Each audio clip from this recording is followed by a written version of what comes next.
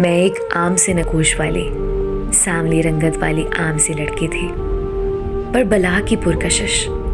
मेरी कज़न्स सब रंगत में गोरी थी, लेकिन मैं सांवली, शरारती और हंसमुख थी। जो भी एक बार मुझसे मिल लेती मेरी पक्की दोस्त बन जाती।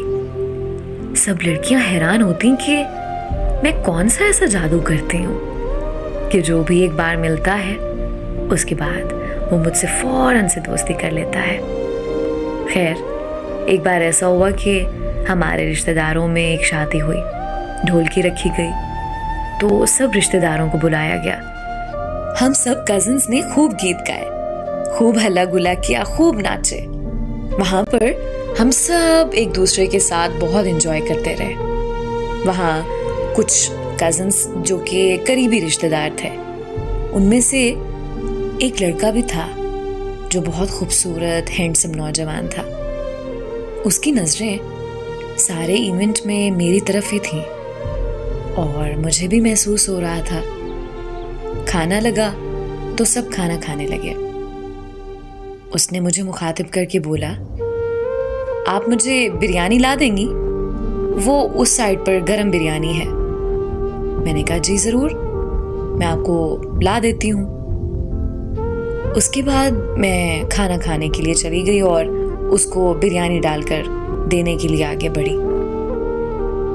मुझे महसूस हुआ कि कोई मेरे पीछे आ रहा है। वो मेरे पीछे आ रहा था, मेरी तरफ लपका और मुझे आवाज देकर रुकने का बोला। मैं समझी कि शायद कुछ और भी चाहिए होगा उसे। वो पास आकर बोला, मैं आपको रोज ही देखता हूँ पर बात नहीं कर पा रहा।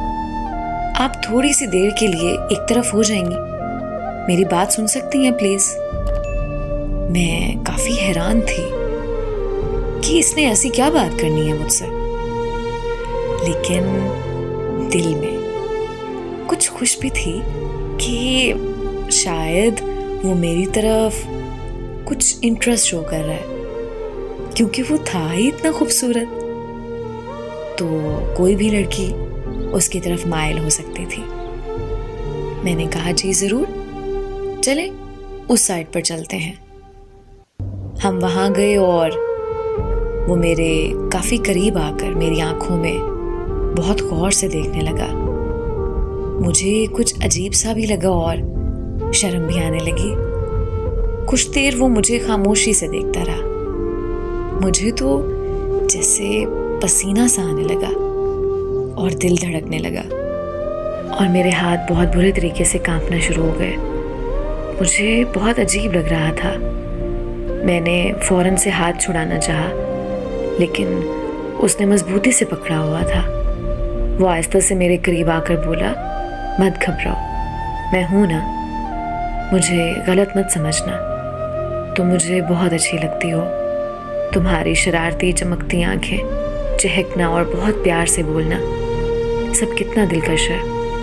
मैं सारी रात तुम्हें सोचता हूँ। मुझसे बात कर लो प्लीज। अपना नंबर दे दो और मैं तुमसे कुछ बातें करना चाहता हूँ। मैं बहुत घबरा गई और कुछ समझ नहीं आ रहा था। मुझे ये सब अच्छा भी लग रहा था और बहुत परेशानी भी हो रही थी।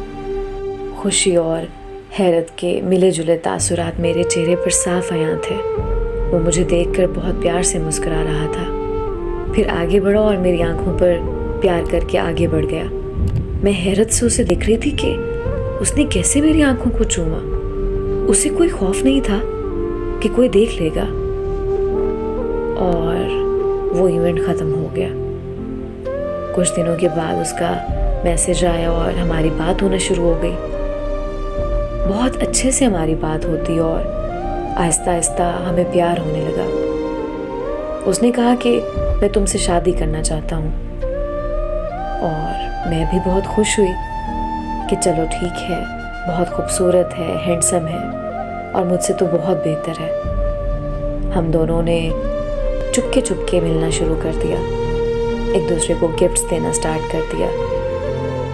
एक दिन उसके वालिदैन हमारे घर आए हुए थे और मैं बहुत खुश थी, लेकिन ये खुशी कुछ ही देर की थी। जब मैं अंदर उनको सलाम करने के लिए गई तो आंटी मेरी अम्मी से कह रही थी कि आपने मेरे बेटे की शादी में लाजमी आना है। ये बात तो जैसे मेरे ऊपर बिजली बन के गिरी। वो कह रही थी कि बहुत बड़े ख़ानदान से ला रही हूँ बहू और बहुत पढ़ी लिखी, बेहद खूबसूरत है। ये सुनते ही मुझे पता नहीं क्या हुआ, ऐसा लगा कि शायद पैरों तले ज़मीन ही नहीं है। मैंने उसे फ़ौरन कॉल मिलाई, लेकिन उसने मेरी कॉल नहीं रिसीव की। कैसे रिसीव करता? वो तो धोखा दे रहा था मुझे। मेरी तो हालत देखने वाली नहीं थी। वो मेरे साथ टाइम पास करता रहा। इसी डिप्रेशन में मैं बहुत बीमार हो गई। अब ना तो मैं वैसे ही चुलबुली थी, ना कहीं आना जाना था, क्योंकि मेरा शायद इंसानों से एतबार ही उठ गया था, और ख़ासकर मर्द ज़ात से। इस तरह के मर्द सिर्फ एक शराब है, दूर से अच्छा लगने वाले शराब।